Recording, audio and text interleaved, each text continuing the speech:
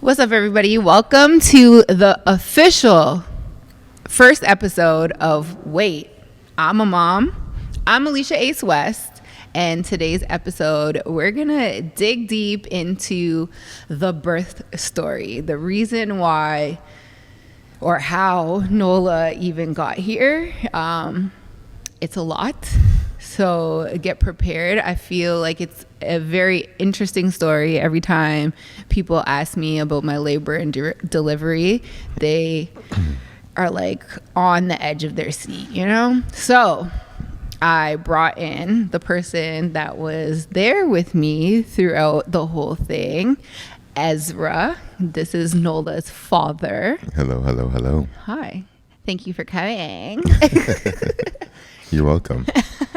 Okay, so we're gonna go back. Well, actually, no. Before that, before we even get into it, I feel like it's time to wind down. This is something that I want to do for every episode. Just take a little time to have a sip of wine and share Unwind. Let's go. Share how Let's do it. our weeks have been, because sometimes it could be a little hectic. So today we're going with red. That's how Nola got here. That is how Nola got here. We drink this specific, how fitting, 19 Crimes Cali Red, the Snoop Dogg one. Yeah. We tried it once and we drank a bunch of bottles. We really should have counted how many bottles we had. Well, we had the corks. Oh yeah, we do have the corks. Yeah, that's what we're gonna do. We're gonna put the corks up somewhere. Yeah. I should have started with yours. It's all good. Here, give me yours. You're gonna pour your own? Sure. You just want the whole bottle. Give myself a heavy-handed pour here. An extra little something. Yeah. Yeah. Cheers. Cheers. So, how has your week been? It's been good, you know. Just ducking and dodging whatever virus the kids have. Oh yeah. You know. All the kids in our house are sick. Yeah, so I'm just trying to be good there, and work's always busy. Thank God. For people that don't know, Ezra's a plumber. I am. So this is like free promo for you. Hey, JVO Plumbing. Yeah, Hit if me up. anybody needs a plumber, he's going to make sure that he holds it down and does the job correctly. But make sure you pay him, because these bills that we both have aren't going to pay themselves. So. They're not. How's your week been so far? My week has been a lot.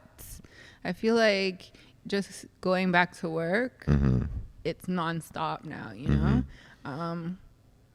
So from like Thanksgiving, sorry, I don't know when we're posting this, but it's just going to be, it's just a lot. Like I have to be in office a lot, and then I have things after work, like extra gravy or Argo season has still been around. So I feel like it's always nonstop and there's not that much chill.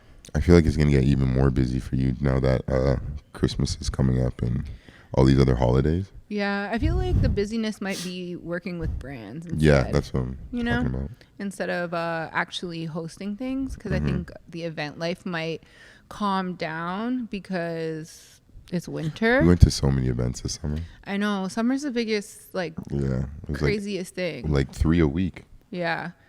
Maybe even more. Sometimes I felt like that, especially around caravan time. It's just like back to back to back to back to back to back. You know? I couldn't keep up, and I have the hot foot. So. Yeah, you do have the hot foot. So. But I know that winter time, like things slow down, but around Christmas time, of course, the brand deals come piling in. But yeah, so it's just been an adjustment going back to work. I spent 18 months off of work for mat leave, and I've just been back for a couple of months now, and it's, you know, a journey. It takes a lot to get used to. Yeah. Yeah.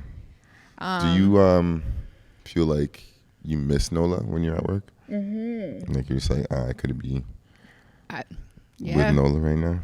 Tristan knows. Shout out to Tristan. He's our videographer, my good friend from Warner. Yeah, I say it sometimes. Yeah. Especially because I haven't been as busy as everybody else. So there's been a lot of downtime, and I'm just like, oh, I could be with Nola.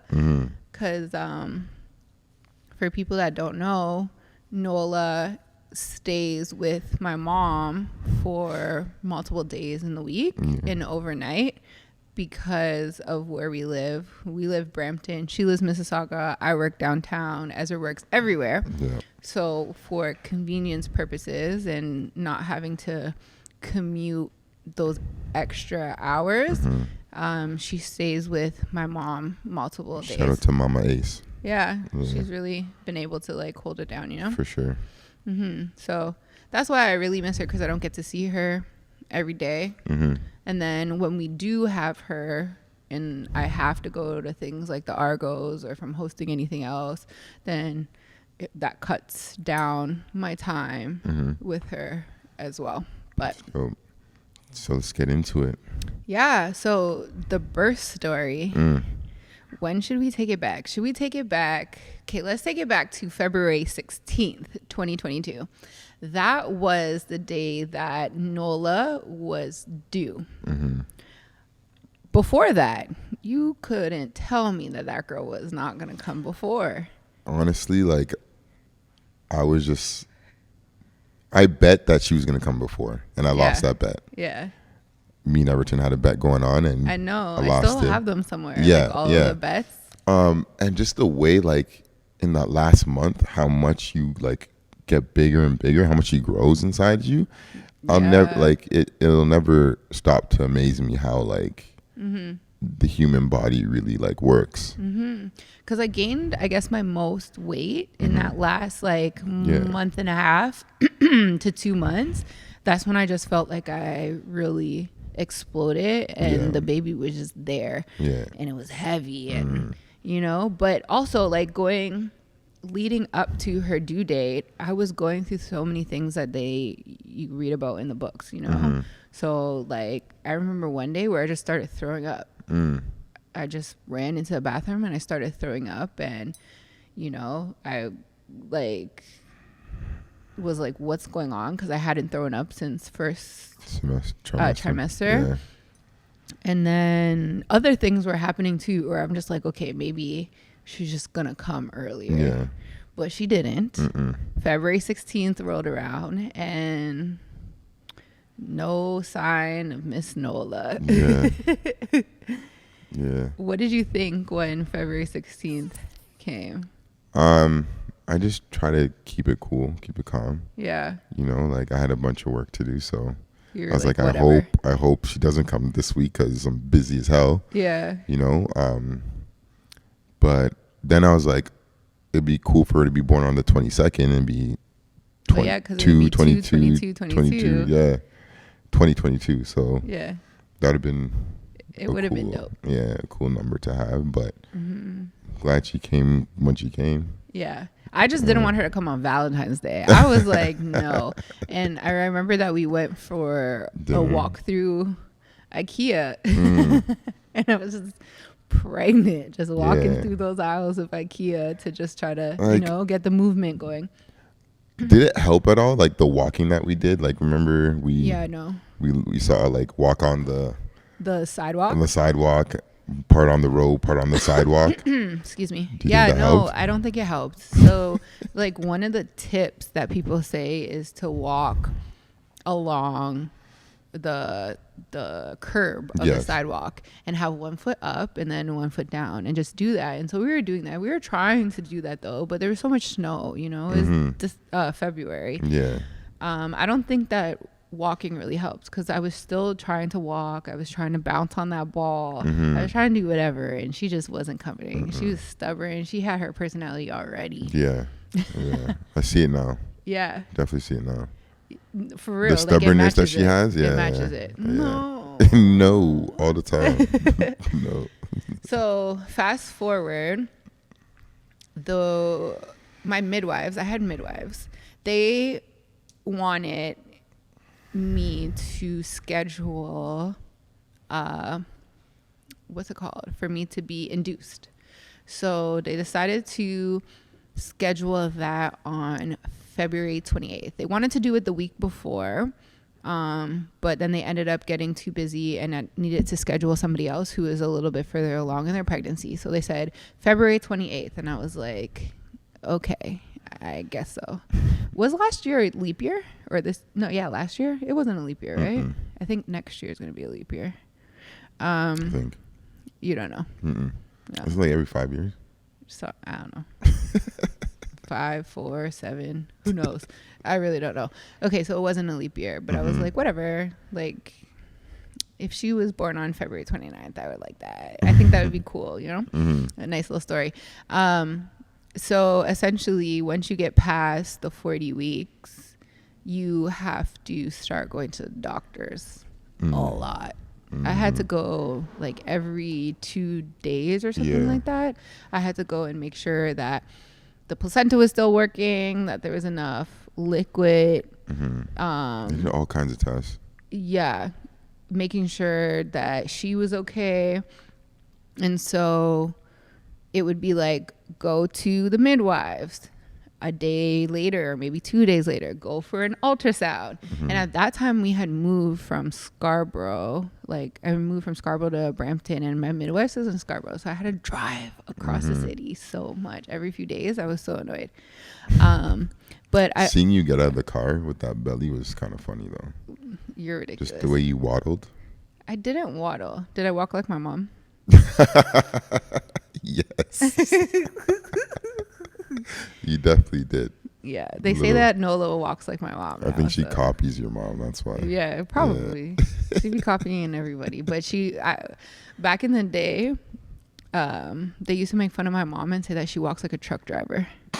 I see it. Yeah, I definitely see it. She's just waddle. She has baddies, okay? I don't know about before, but now she has baddies. I don't know what the excuse was. Yeah, so I just remember one time I had to go to the ultrasound, and I follow this lady on Instagram still to this day. She was like so great. They were like, okay, you need to go and do this ultrasound and make sure that everything's okay, and we're gonna see how big the baby is. And the lady looked and she was like, I'm gonna guess how much your child's going to be. It was measuring at like 10 pounds 2 ounces, but she was like, it could be off up to I think 8 either way. And she said, your baby's gonna be 9 pounds 8 ounces. That's what she had told me. And I was like, okay. And she was like, I've been working this field for like 20-something years. I know. I'm like, okay. And then she was like, I'm not worried about the size of your baby. Because that was another thing. My midwife kept telling me I wanted to have like a natural birth. I wanted to. That was my goal. I don't know how we would have done it. But like it was a vibe. The place that we were going to go to was a birth center. I was terrified. I was like, are you sure? Yeah, you did keep asking me. Are you sure you want to do no anesthetic? Just anesthetic? No epidural? Yeah. I'm like, are you sure? Yeah, I did.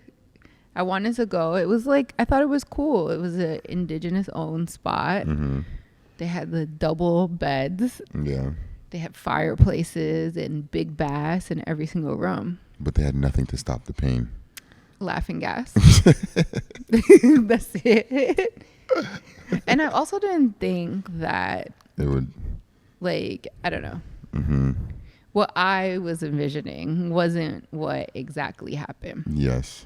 So one of the concerns with my midwife was that the baby might be too big and I wouldn't be able to give birth naturally and vaginally, you know?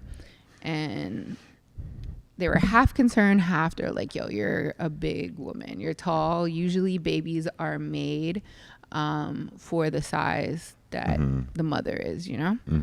So that was a big concern with them. And yeah, we were just kind of like waiting until February 28th. Yeah. So I was like, I don't think she's going to come. I'm just going to have to get induced, you know? And then... what was that, Friday? No. So remember, like I went to the midwives and I told you... You did the... Yeah. The sweep and stretch. Yeah. Do you remember what it was? Yeah, they... Explain it. So they go in. Yeah. Where? To the vaginal canal.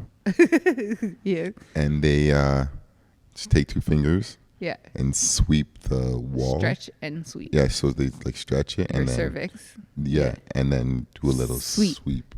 And that is supposed to potentially help with the labor. So I did that once. And then I was like a Tuesday. Yeah. Did the ultrasound on the Wednesday. Had to go back again on a Thursday. Because she wasn't dilated. Yeah, it was not dilated. No dilation at all, yeah. And the Thursday, I had a student midwife. Mm-hmm. And she did the stretch and sweep. Yeah. But then my actual midwife came in and she was like, yo, if you want real results, I'll do it. And then you'll have 2 back-to-back and that will, get things going. Yeah. I did it. I remember I went for a walk at Woodbine Center. Mm-hmm. You were at work. Mm-hmm. And I was just like, let me just walk around this dead mall. Nobody's even there. And I just kept walking. And I started feeling pains, but I didn't think anything of it. Mm-hmm. And I remember Ezra was going to come over that day too. Yeah. But I was just so tired and I started feeling some type of pains in my leg. Yeah. So I was like, let me just go to sleep. Do you remember what happened after? Mm-mm. Not really. Okay. So you just got to jump in when the actual birthing part starts. Yeah. I remember from like my point of view, but yeah. like, well, what was your point of view from that? Well, you told me you felt pain, and I was just like, okay, take it easy or whatever, you know. Mm-hmm. Like I would just like in my head, I was just like waiting for the contractions, and then of course your water to break, you know. Yeah. So like I was like, okay, like if you start feeling the pains more regularly, then I'll like, you know, then it's time to call the code. Yeah. And then take things seriously. Mm-hmm.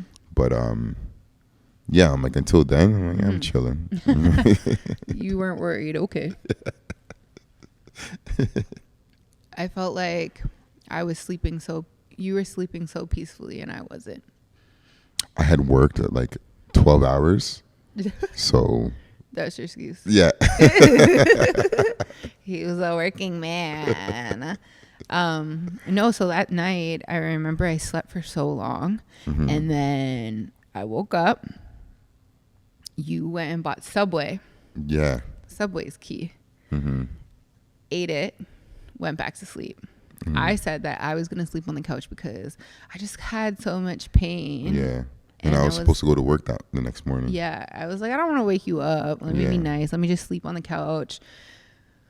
Actually, no, that was the night after. Wasn't it? Yeah, it was after. No. What day are we on? No, this is Thursday going to Friday. Yeah. So I didn't have the Subway. Yeah, I Thursday. didn't have the Subway. Subway was Friday.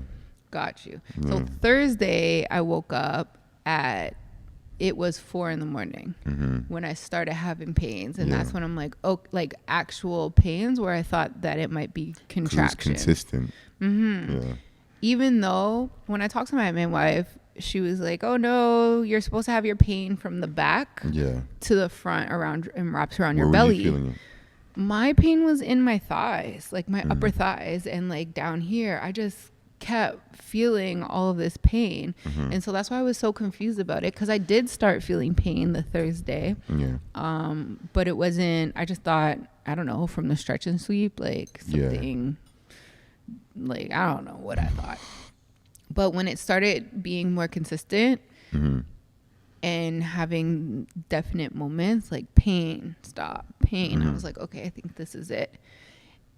That day, it was February 25th, 9 days late, snowstorm. You want to talk about the snowstorm?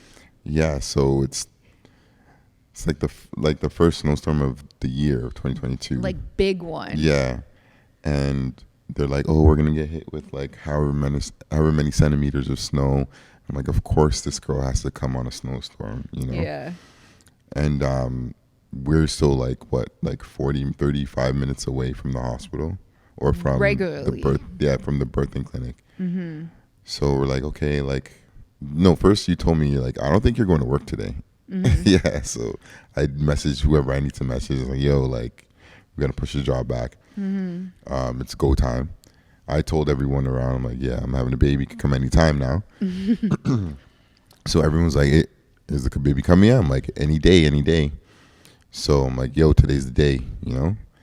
And then the snowstorm kind of freaked me out because I'm like, how are we gonna? I'm like, I don't want to have this kid in the car. I know, because I actually looked at the drive from our house to the birthing center, which is usually 35 to 40 minutes with no traffic on a good day. And it was like 4 hours or something because the highways were cut. Like some of the highways are cut off because that's how much snow it was. Yeah. It was a crazy snowstorm. Yeah. And I'm just like, I really don't want to do this. And like, we're going to take your car and not my truck. So we might Probably have to got stuck. we probably would have to take my truck if it was like really bad. Yeah. And when I called my midwife, she had said, is there any way for you to get closer to the city just in case something happens? Like, do you have family or friends that are closer in the city that you can just go over there and chill? So at least you're not 4 hours away from the spot. So we decided to go to our friends. Delia's house. Shout out to Delia. Yeah. We decided to spend the day with Delia and Kelvin. Yeah, the cat. And so we go there, and she's like just pacing around. We went for a walk actually there too because like, we had to get things moving. And I couldn't even fit into like shoes. Yeah. So I had on Yeezy slides. Everton's Yeezy slides. They were Everton's or mine. I can't remember at that point. I don't know. You put on Everton's Yeezy slides, and then so she's wearing size 15 Yeezy slides. Yeah. Walking around in snow, trying to get this baby to come out. Yeah. And like that wasn't happening. It was so cold. And we were like, then we were counting the like the time between contractions. Yeah. Because they started. They had started. Yeah, and they got like down to like 7 minutes. Yeah. And then it went back up. It did. So once we got to our friend's house, that's when it kind of stalled. Yeah. It wasn't progressing and it wasn't getting worse. And so we stayed there for a good amount of time. I got a nap there too. Yeah. You finally slept there as well. I know. It was hard. She sent me the video. Yeah, I have a video of me just like pacing back and forth through a contraction trying to figure it out. Like, and she's like, okay, what do you need? Do you need me to do this? Do I need to do this? Are you hungry? Wow. Yeah. But eventually it got to the point where I think it was like 5 o'clock or something like that. And nothing was happening. And then the contractions went back up to like 20 minutes.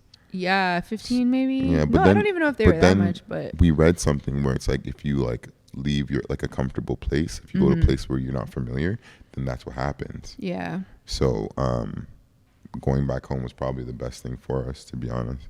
Yeah, I really thought that looking back, if I had just stayed at our house, the contractions probably would have progressed. Yeah. Us being in as much as Delia tried to, make it comfortable for us. Yeah. Yeah. Do whatever she wanted to do. It just wasn't home. Yeah. Yeah. And it was probably a bunch of worry as well. Yeah. About the snow, which could have been like throwing my body off. So we did go back home. That's when you bought the Subway. The Subway is key, okay? I had like a meatball sub. Yeah. And I had it later in the evening. It was busting. After I had taken a nap, and I took so much Gravol. Like that's the only thing my midwife told me that I could take for the pain. Gravol. It was Gravol, and it would help me like kind of sleep. But that's when I said I would sleep on the couch because I didn't want to interrupt you. I was like, we can't both go into this having no sleep with a newborn. So I stayed on the couch. Didn't really sleep. Every time I had a contraction, which was around 14 minutes, I'd wake up. Yeah. So I was only getting 14 minutes of sleep every time, if I even fell asleep. I was kind of in and out of it. And then at 4 a.m. again, so 4 a.m. Friday morning, that's when I started feeling the contractions. And then 4 a.m. Saturday morning on February 26th is when I felt the pop and like a little dribble of water. I was so scared that it was going to get on this brand new couch that I had just bought. I had beer towels like laid down, and I tried to keep my legs closed when I got off the couch to make sure it didn't like drop everywhere. And then I just felt it like run down my leg, and I was like, okay, just went upstairs. Woke me up. My water broke. I was like, okay, let's go. I was like, okay, just lay down, go back to sleep for a while. You're like, oh, it's not gonna happen for like another however many hours, and then the contraction started to get to 4 minutes. Yeah. And then that's when I started to panic. Yeah, and we even talked to the midwife, and she was like, okay, like let's check in. So I think I waited a little bit because I didn't want to wake her up at 4:30 in the morning because I knew she had a birth the day before, and I was like, that freaking sucks. If she had a 20-hour birth the day before, got home, had a couple hours sleep, and then had to do how many ever hours. Well, that's part of the job, you know. She knows what she signed up for. She kind of signed up for it. Yeah. So I waited a little bit. I think around 6 I called to talk, and they were like, okay, at 7:30 we'll check in again and see. Then it didn't I hung up. I was like doing like little makeup, and the contractions just started getting heavier and quicker. They were like 2 minutes apart. Yeah. And we were still, at this point, I had decided not to go to the birth center. I was like, you know what? Let's just go to the hospital just in case. The pain was the pain was a lot.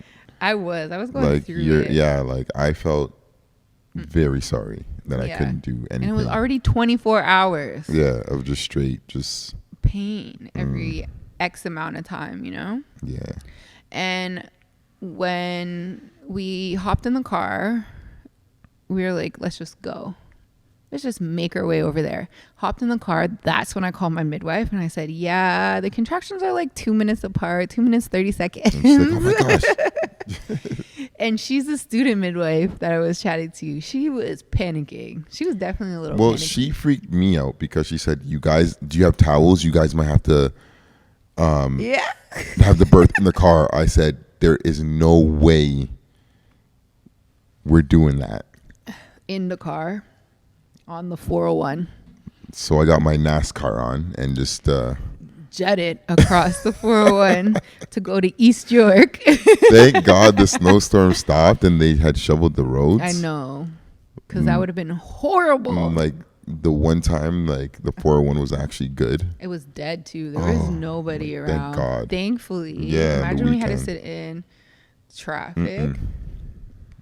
That baby would have came on the highway for sure. Well, when you think about it, she wouldn't have because.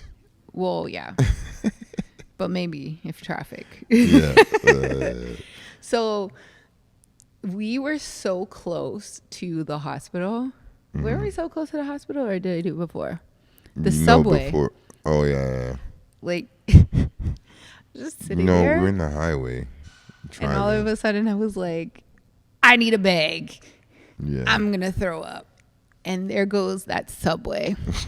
The only thing that I had on my stomach from Thursday. Yeah, it was the subway. It was rough. And through all of that up, we get to the hospital. I remember the guy came with the wheelchair. Like, hey, do you want a wheelchair? I said, no, I'm walking.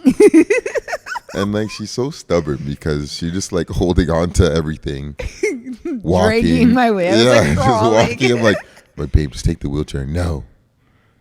We're walking this baby up. I need to walk. I think it also hurt more when I was sitting sitting down, you know? Okay. So the movement kind of helped with it. Yeah. I don't know. It was a very long walk. I felt like... It was because we had to walk to the elevator and then up the elevator and then to the room. Yeah. Which was a little journey. And we were there before the midwives, or? Well, no, we saw her running in. Oh, yeah. She ran in at the same time as us. But like, shout out to the midwives because like they really just did everything, like all the sign-in stuff and Like we didn't have to do any like paperwork pretty much. No, they took us straight to a room. Straight to a room, and everything was booked. But I think a good amount of it I had already done. Did you? So even though I was determined to have the baby at the birth center, they had set me forms for Michael Guerin to fill out just in case anything was to happen if I decided differently.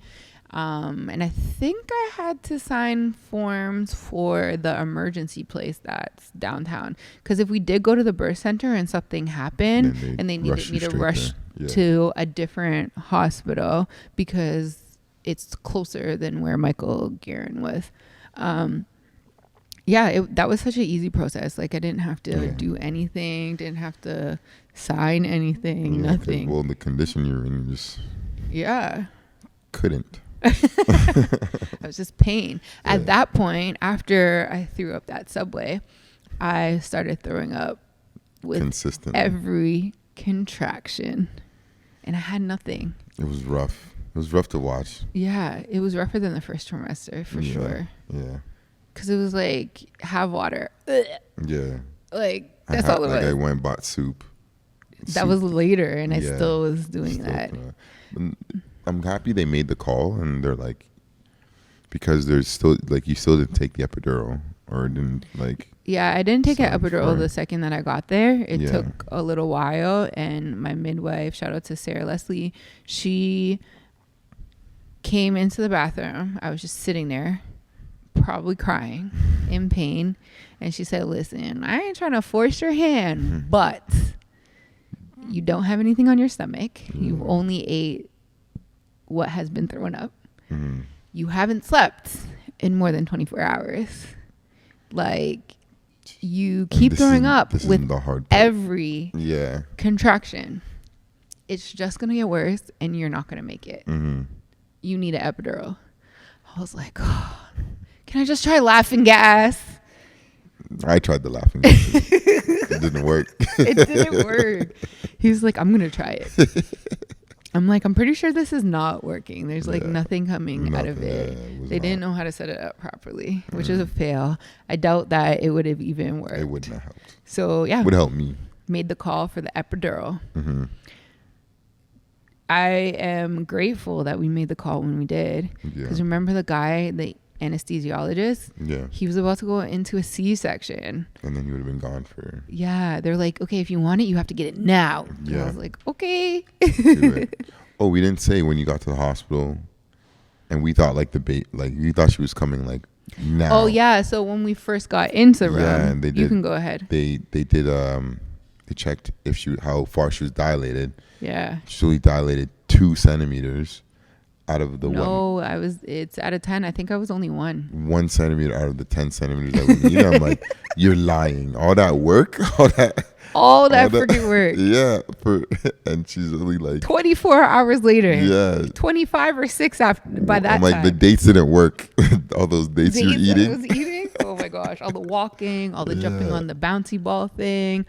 I was just like, what the hell? This is all a lie. She said 1 centimeter. I was like, what? Yeah.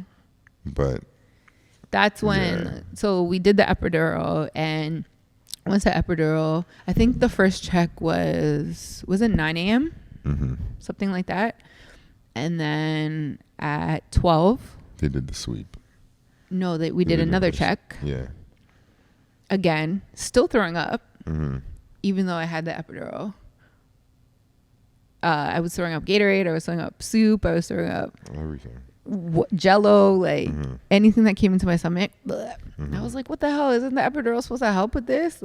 I could still kind of feel my legs, which I thought wasn't supposed to happen. Really? You're not supposed to feel your bottom half. You didn't feel your legs? I did feel my legs. You did feel your legs? Yes. I complained later. Yeah, you're like, at first I was just like, okay, vibes. Maybe it's not all in. We did the second check at 12 p.m. and they're like, yeah, so you're 1 centimeter dilated, but 100% effaced. Yeah. And effaced is like the thinness of your cervix. So they're like, that's great. Your cervix is like thin. And I was like, but you're 2 centimeters.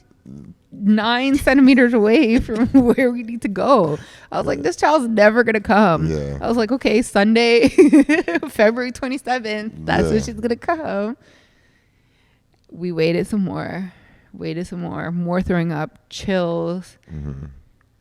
Epidural just not working. I feel like after the epidural, you kind of took a nap. I did. I took a little nap, but it wasn't that long. You took more of a nap. I tried. You're over there playing video games on your phone.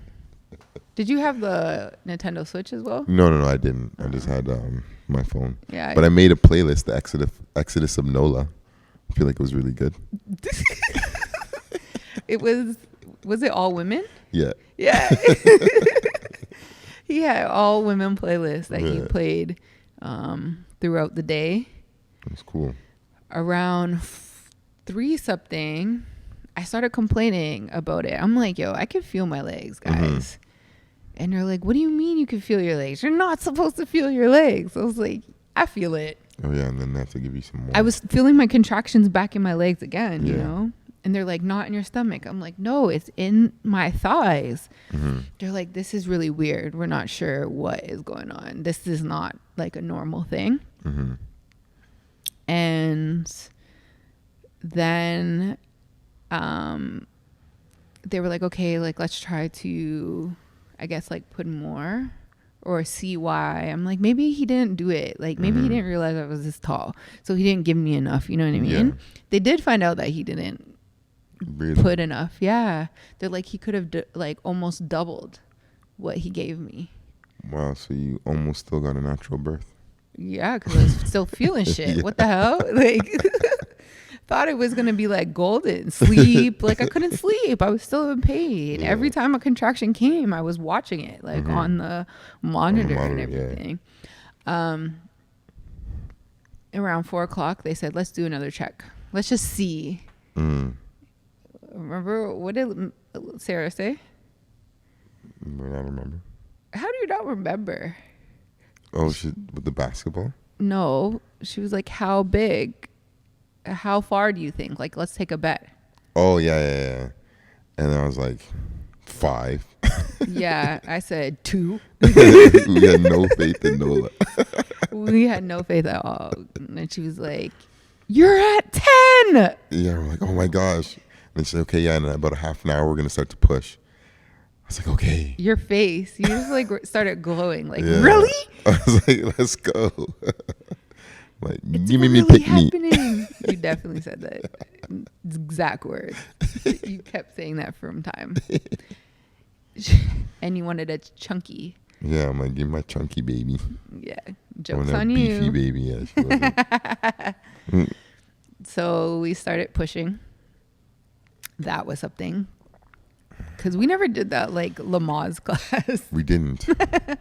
We were supposed to. It was vibes. We were supposed to, but we didn't. I just felt like... But, like, we figured, like, you're going to figure it out when you get in there. Yeah. You know, I felt like we had a good system. And know? my midwives are so freaking good. They like, were, yeah. Shout out to East York Midwifery. Yeah, they were really good. They're Sarah Leslie. Yeah.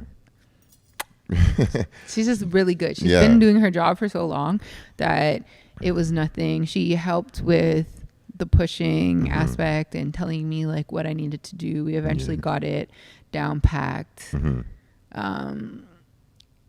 And that's when she was like about the hair. Yeah. We had this ongoing beef about the child's hair. I thought she was going to be bald because it was to my understanding that like if you had heartburn, then that means your baby had a lot of hair, and she had zero heartburn the whole time. That was a lie. And when Noah's coming out, no, like, Sarah, remember? Sorry, yeah. She looked up and she said, "Do you remember what she said?" She's like, "Oh my gosh, there's hair, so much hair." She's like, "I could braid it from here." I was like, "Girl, I'm about to like, braid my baby's hair from my coochie." And then she's like, "Oh, come look." And I went and looked. I'm like, "Holy crap!" And I'm there laying in pain. I told you my baby's not gonna be a bald-headed baby. Just because you were. Whatever. And your first daughter was. Oh my gosh, she's like George Costanza. It was like, my baby's not gonna be bald-headed. I was right. I was so happy. Yeah. And then like, yeah, like the pushing, like I was so like impressed with you because like they were telling you to do something. You're like, nah, that doesn't feel right. And then you're like, maybe if I put my leg up here, and you're like, Ezra, hold my leg. I'm like, okay, baby. And like I was holding your leg, and like, oh, like I have to like feel like I have to push down. And then that's when you started pushing down, and things started to happen. I'm like, okay, girl, go ahead. You know it. You know your body. Yeah, you know? it was definitely an intuition, Yeah. feeling my body type of thing, right? Like you just like took charge. Like everyone was saying, like they were saying, well, okay, try this. You're like, no, I'm gonna do this. And I was like, okay, go. Like, yeah. Cool. I'm like, I'm with her. Like, Yeah.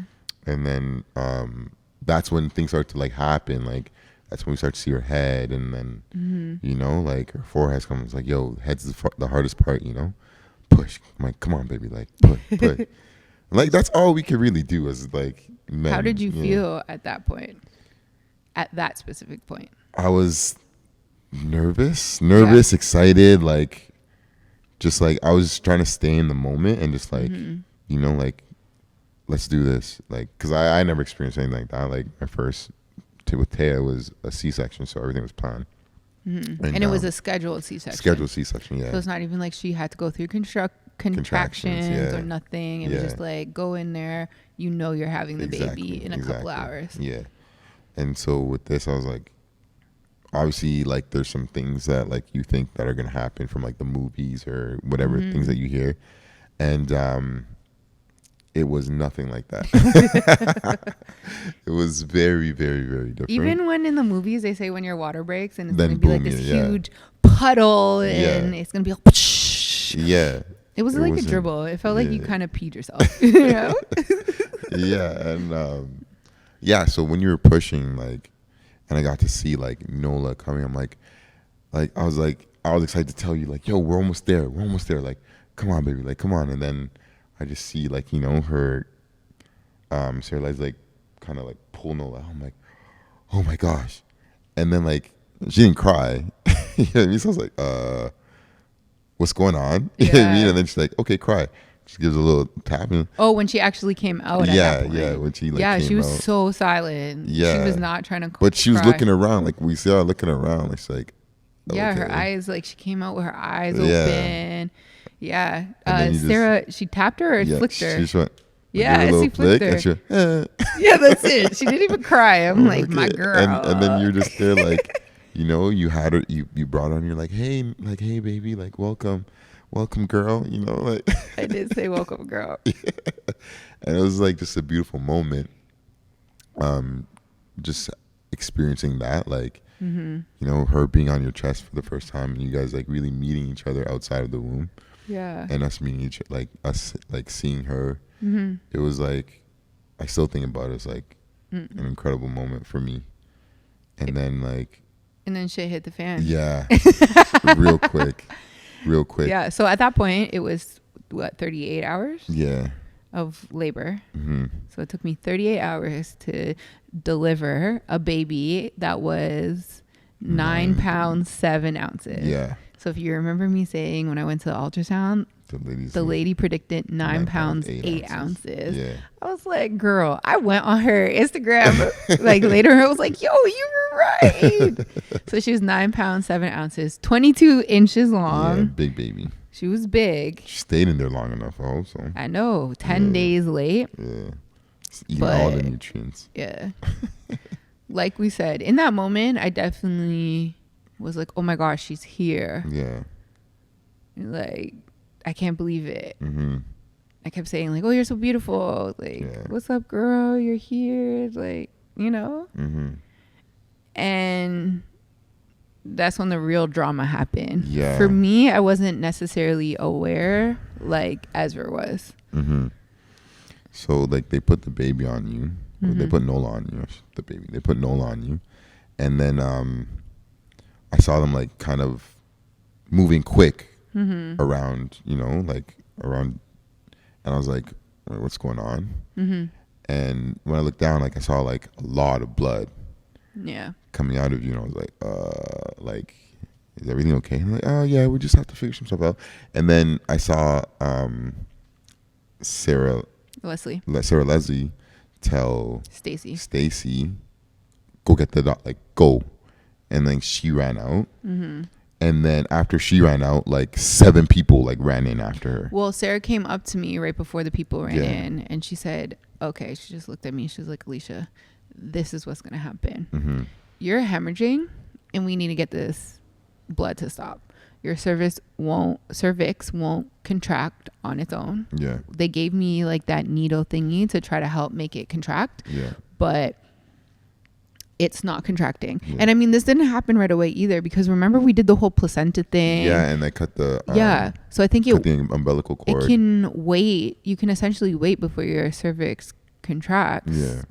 Like 15 to 30 minutes or something like that. Yeah. So we did the whole like we placenta. had we had a whole moment where like it was us. It was and such a take blissful.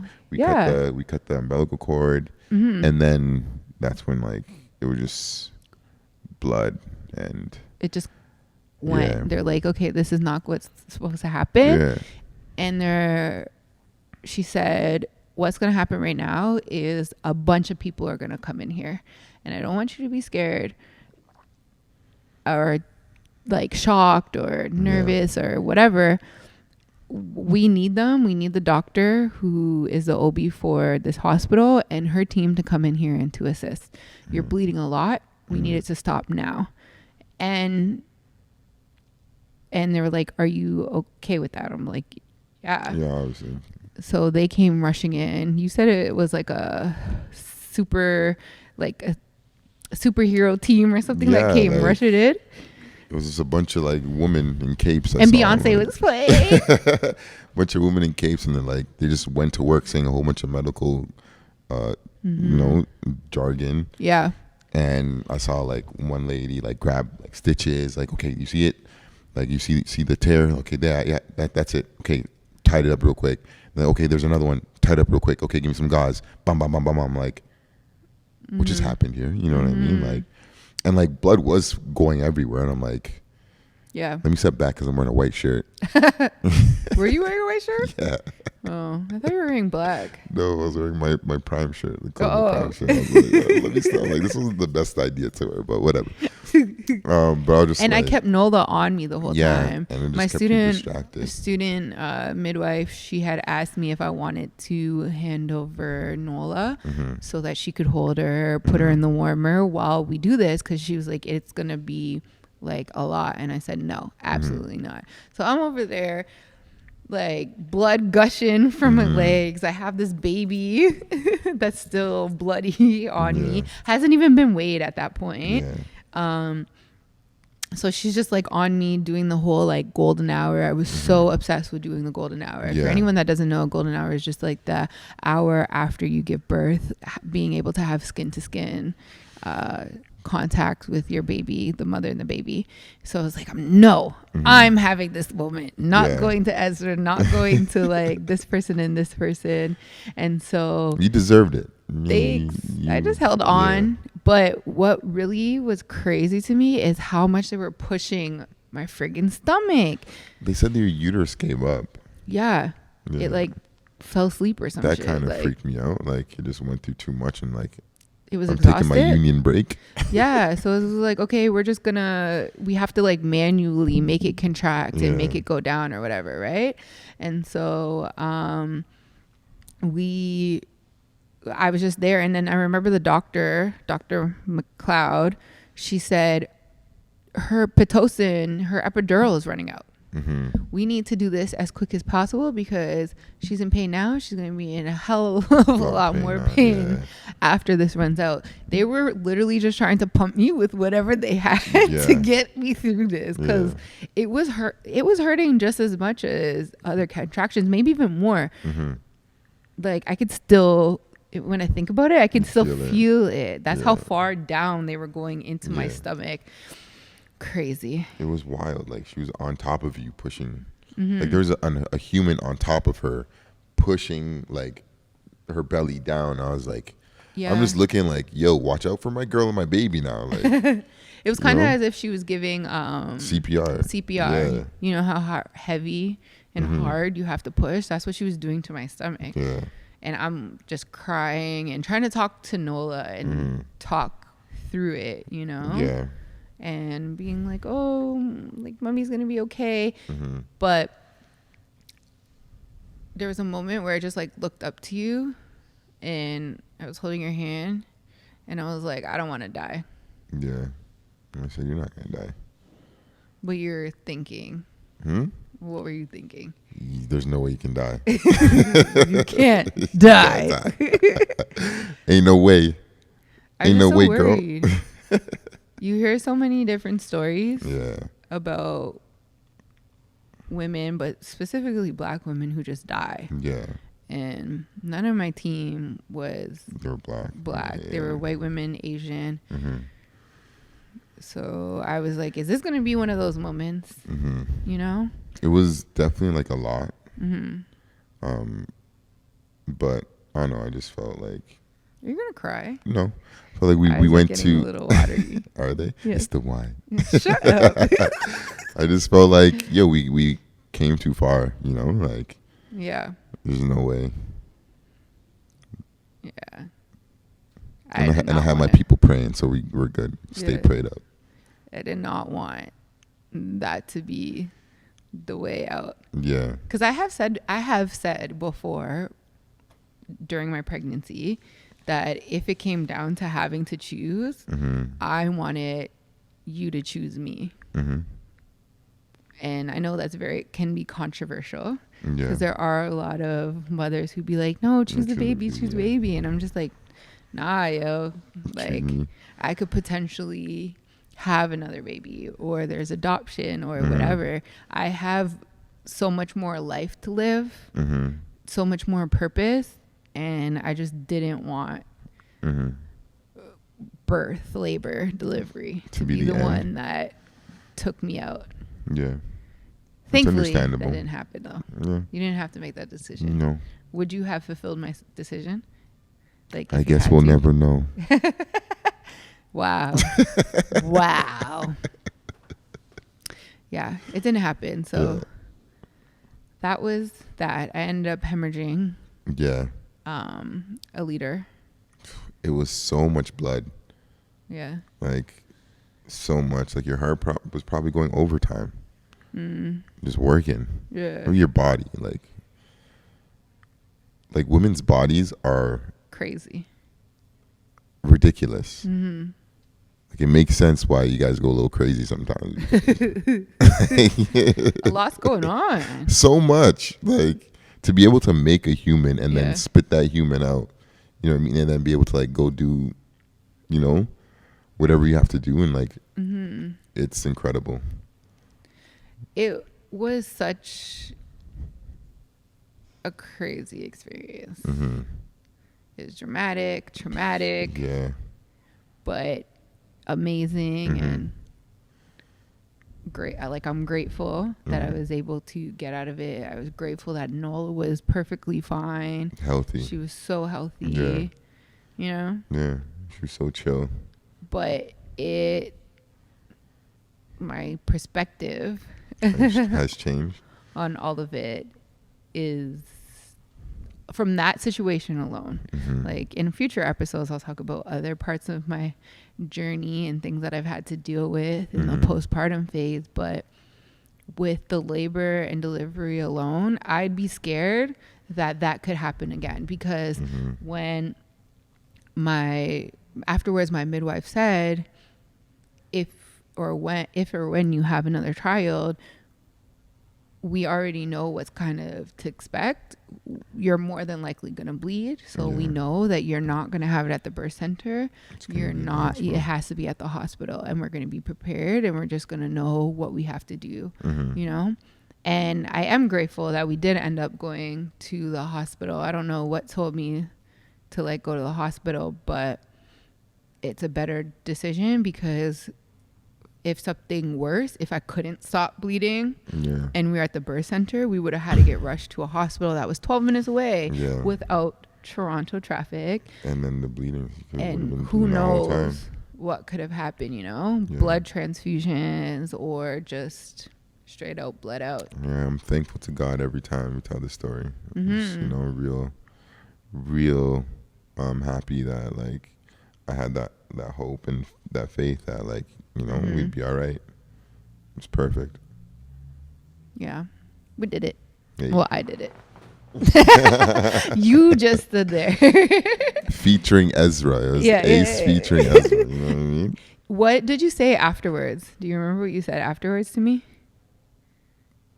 Afterwards. After all of that was done. You said you felt so like... I was proud of you. No, not that. You said you felt so like not powerful. Just... or insignificant. Yeah, no, like 100%. As I said, like as men, we can't do anything. I just have to find little ways to help you. You know what I mean? Like I was holding your leg up. Yeah. Yeah, okay. Like I'm holding the left leg. You know, like I can't even hold both legs. And you were saying that having all those women in the room, Beyonce playing, having a team of midwives, 3 midwives, like 7 nurses and doctors. Like everyone was a woman except for like the anesthesiologist. Yeah. And it was like, it was incredible. It was incredible to see. It was like that scene Nola. in Endgame where it was all the women that took over the gauntlet. Yeah. You know, and it was during COVID, so we couldn't even have anybody else. It was just me and you. Yeah. Just riding through it, you know? So that was the birth story. It's wild. Yeah. It's crazy. How did you feel like the next day when we were in the hospital? I don't even think I really thought about that. The actual birth and stuff. Yeah. I think it was more about myself. Making sure I did whatever I had to do so we could get out. Make sure Nola passed all the tests. Her tests, and forward thinking about what our future would look like then. Like now we have a baby. Now I have to make sure, I have to figure out how, like I couldn't reflect on the past because I was so focused on what I had to do right then, which was like learning how to breastfeed and making sure, like, or constantly thinking about when is my milk going to come in? Is she going to starve? Like, So when did you get to like really reflect on like the birth? Because I know, like, when we went to like the keg and that was a month after. Yeah. I had a nice conversation. So when did you get to like reflect for yourself? Probably not until around that time. Yeah. I guess. And even still, I don't think I dealt with it enough. I probably could have went to like a postpartum therapist. Yeah. Because my therapist that I had, she never dealt with that. She's never even experienced it herself because she's not a mom. So she suggested that I do it to kind of just work through all of those thoughts. Yeah. Yeah. It was traumatic to say the least. Yeah. And even the next part after that, but yeah, I'll save it for another day. Just know, you thought that was bad. It gets worse. Oh my goodness. 1 week later. Mud. So let's chat. We talked about the birth story. Let's talk about Nola's story. What do you think her talents will be? Dance for sure. She's just a natural. Like as soon as you play music, she just starts going. Shoulders. She even says, "Shake your booty." I'm not too happy with that. Say, no, don't shake your booty. Yes, go shake your booty, shake your booty.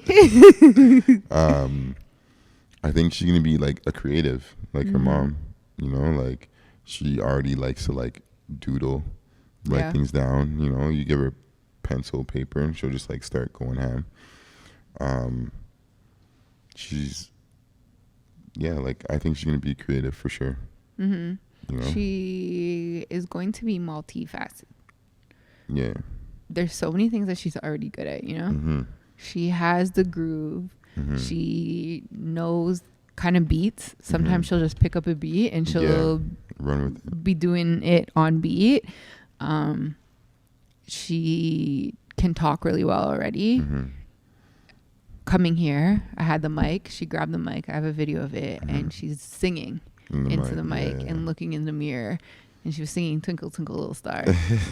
And twinkle, twinkle, Yeah, twinkle, even when she says star. bye guys. Yeah. It's so cool. She gets on my Instagram story and she's over there like having a positive and productive day. And then she'll be like, bye guys. Yeah. She could have a YouTube channel. And even with the DJ stuff. Yeah. Yeah. There's like this little toy DJ controller that Taya got for Christmas from her uncle, and Nola steals it, and All the she's over time. there trying to like Trying to DJ. play, yeah.